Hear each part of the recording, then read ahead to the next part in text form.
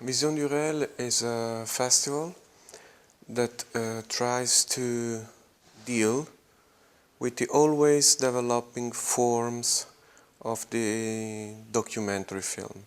Over the years, documentary film has changed a great deal and has become more and more a kind of open form that tries to engage a dialogue with reality, its surroundings, and all the issues that are that come from that kind of surroundings and realities. Therefore, Vision du Réel has realized that there does not exist anymore a simple idea of documentary in the sense of documenting in the forms of cinéma direct or cinéma du réel,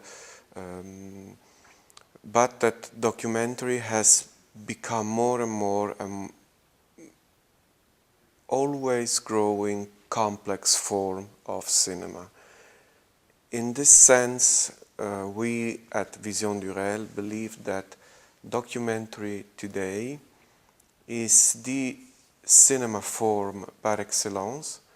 It means that it's the best place where we can study what cinema is actually becoming, because if we look beyond the traditional divide of fiction and documentary, there are many shaded areas where the two not only overlap but start dialoguing, start talking to each other. And in the last few years, Vision du Réel has been engaging more and more in a passionate understanding of what is going on in cinema, in reality, in documentary film. So I would say that Vision du Réel tries to be true to its name, in the sense that it does not have one idea or one concept of what documentary or reality is, but in the sense that it tries to always question reality, documentary, and its own mission. The criteria of selection of the films is basically a simple one, if I may dare to summarize it that way, in the sense that a film, first and foremost, has to stand on its own feet.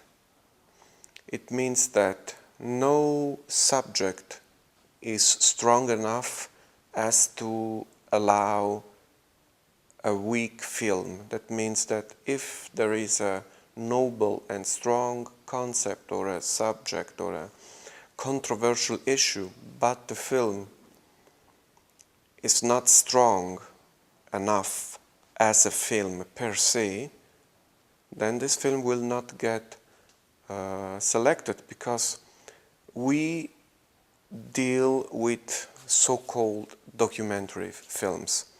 And of course, we are those that are on the side of the downtrodden. We are on the side of, I'm saying this in an ironical way, of course, but of course we deal always with subjects as poverty, underdevelopment, injustice, politics,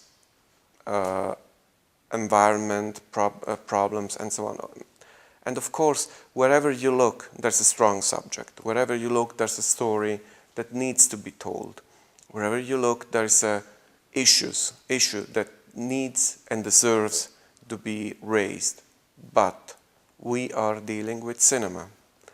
And you do a bad service to a strong or a good issue or a good cause if you select a bad film just for its content. So I would say that first and foremost, we look at the form of how a story is told. A film has to be seen. A film deserves to be seen by as many people as possible. Therefore, a weak film in the long run will not have the chance to get seen or listened to as a good one. So this is the basic, the first criteria. This is something that we have observed in this last years, and the quality, I'm happy to say, is always growing. It gets better and better. The number of the films that are really bad, it's really almost non-existent. The average quality of the films is always really good. Therefore, we try to understand where a film does come from, with what kind of means the film has been realized, with what kind of struggles and difficulties the filmmakers had to deal with in order to get the film made, and what was the specific struggle of getting engaged with a certain content, with a certain issue, in a certain context. So for instance, if a film comes from the Far East and deals with, I don't know what kind of subject, it's obviously different if a film comes from France or from the Netherlands and has a different approach. So we try to think in context, inside the context of which, from which the film comes from. And so once we have the criteria that we want to have the good films, we want to have the films that we love to see, that we would love to, that other people might enjoy them as much as we do, and that's really the first criteria, then we try to think in a different way. Of course, you cannot measure, for instance, an independent documentary that has been made in the United States with an independent documentary that has been made, I just quote a country as an example, in Kazakhstan or Uzbekistan or in China or I don't know where. Not that this, it's just a question of how much you have access in terms of production facilities and so on. And of course, access to the story. Access to the story, access to the possibility of having your story told the way you want to do it. And of course in Europe, I mean, countries like Switzerland, France, Germany, Sweden, Norway, the Netherlands, even Italy, they have relatively easier access to means of production, and they have a relatively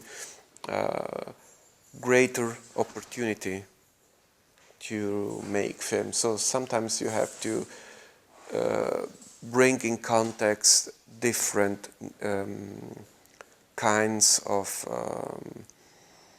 problems and different kind of needs. I think this is really the best moment, I mean, to make a film, not only a documentary film. I mean, I really do not agree with all those people complaining about the internet, about downloading, about the cell phones, and about this idea that since you can basically watch a film everywhere, no one is interested in cinema anymore. No, I don't think that.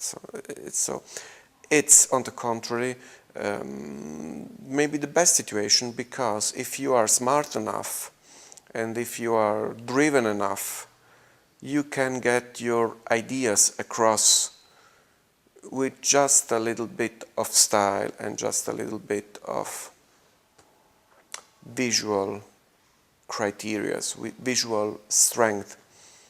So I would say that today it is easier to get a film done. It is easier to have some people to watch it. It's relatively easy to get people interested in your movie. What is really difficult today, as it was yesterday for that matter, is, do you really have something to tell? Do you really have something that you want to show us? This is the real question.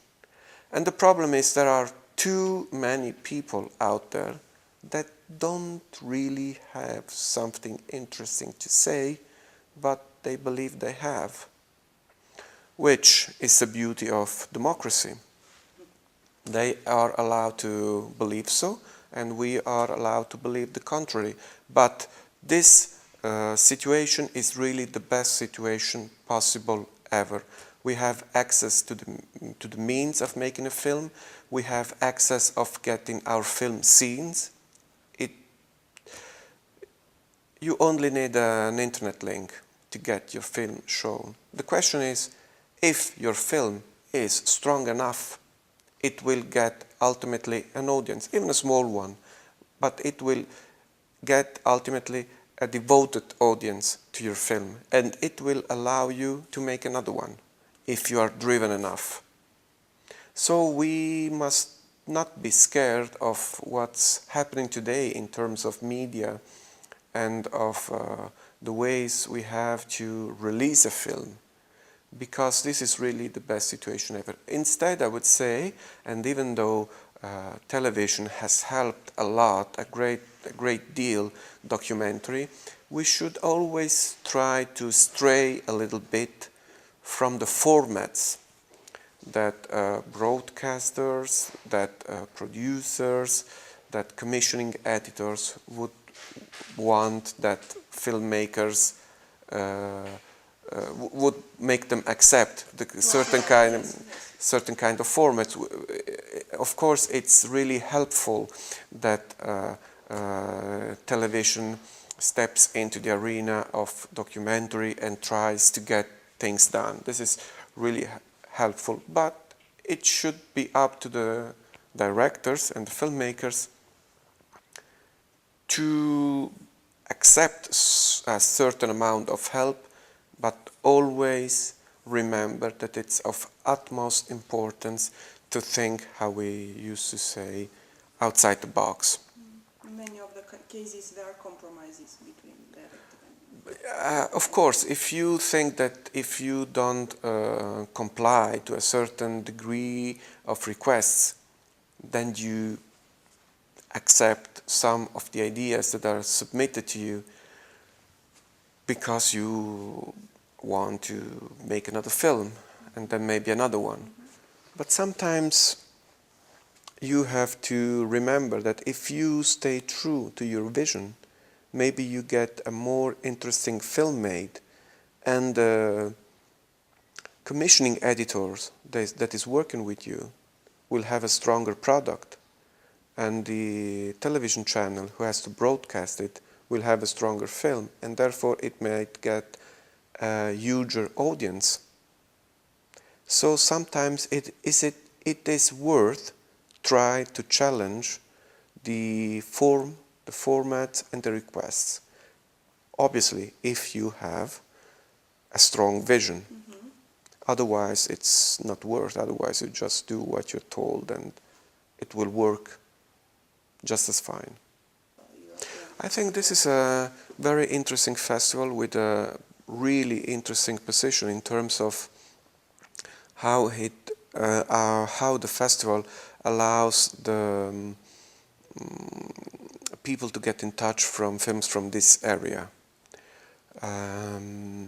Not only in terms of Romanian documentary films, but all the films from Eastern Europe. This is a really interesting place to be in order to get in touch with filmmakers and people who work in this area. So I think this Astra film has a crucial position in terms of spreading around ideas and possibilities. This is what and of course a festival is always just as strong as it has some support and from its local institution, of course, and as always, it is always interesting. It gets interesting when the festival has a strong identity, as it is in the case of Astra, and it gets some help. Help in terms of institution to stay just as strong and as independent. This is the balance that every festival, I think, is trying to hit and to get. And the last question, have you seen any Romanian documentaries, and yes. what are your expectations about, I don't know, Romanian documentaries? I've seen many documentaries from Romania. We had in Neon competition a short film that's playing here as well, whose title is Maria. And we had other films from Romania, and of course the feature films are interesting as well. And you cannot speak about Romanian documentaries in terms of general ideas, because every filmmaker is a story in itself, so you cannot. But for me, it's always for me, and I think for Vision du Réel, it gets interesting in terms of how far can we push the envelope of the form in order to get the story done. And of course here there's still a great deal of histories to be told. There's still interesting questions of how the future is going to look. And in terms of what I think is really the best way of thinking about Romanian documentaries, I would say that Andrei Ujica is certainly a director that could be held as an example of how to make film. I mean, his Ceausescu film is really one of the most astonishing works seen in the last year, and it works really like an incredible. To me, it has the qualities of, in terms of history and of storytelling, it has the qualities of a US blockbuster, and I watched it in awe when it played in Cannes, and I think the way Ujica works is really an example of how to approach the media and how to approach the subject. So, I mean, all options are open, but if I were a filmmaker, I would walk down the Ujica path.